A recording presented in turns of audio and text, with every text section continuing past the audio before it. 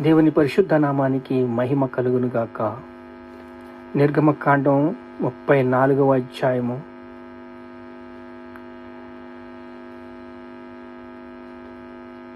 40వ అధ్యాయం 34వ వచనము. మహిమ ప్రత్యక్ష గుడారమును కమ్మగా యెహోవా తేజస్సు మందిరమును నింపెను. మన హృదయాలు వాక్యంతో నింపబడాలి. యేసయ్య పరిశుద్ధుడు, పరిశుద్ధుడు, మనల్ని పరిశుద్ధులుగా ఉండమన్నాడు. ఆయన సామర్థ్యం ఇచ్చాడు, కృపనిచ్చాడు, కనికరాన్ని మనకి ఇచ్చాడు. చూడండి, ఆదికాండము 12వ అధ్యాయము 10వ వచనము. యెహోవాకు బలిపీఠము కట్టి యెహోవా నామమును ప్రార్థన చేసెను. యెహోవా నామానికి బలిపీఠము కట్టి ఎవరు? అబ్రహాము. అబ్రహాముకి ఒక అలవాటు ఉంది, ప్రార్థన చేయటం.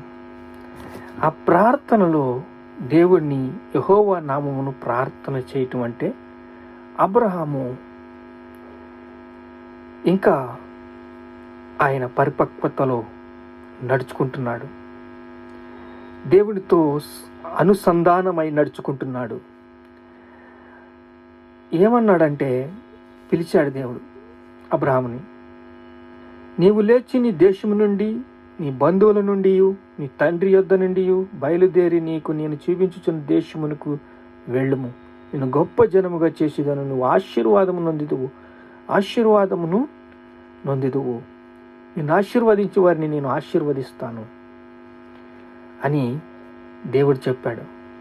నీ దేశము నుండి, నీ బంధువుల నుండి, నీ తండ్రి ఇంట నుండి బయలుదేరి నేను చూపించు దేశమునకు నువ్వు వెళ్ళాలి.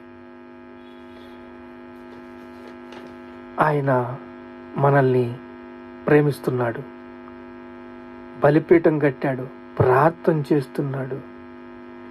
మనల్ని ప్రేమించి, పిలుపునిచ్చి, కృపనిచ్చి బలపరుస్తున్నాడు.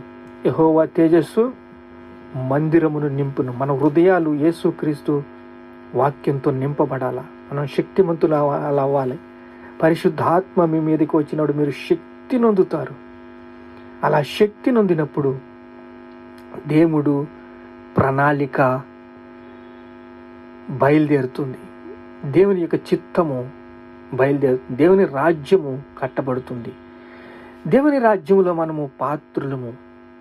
ఎందుకంటే శత్రువు బలమంతటి కన్నా అధికారం ఇచ్చింది మనల్ని పాలించమని.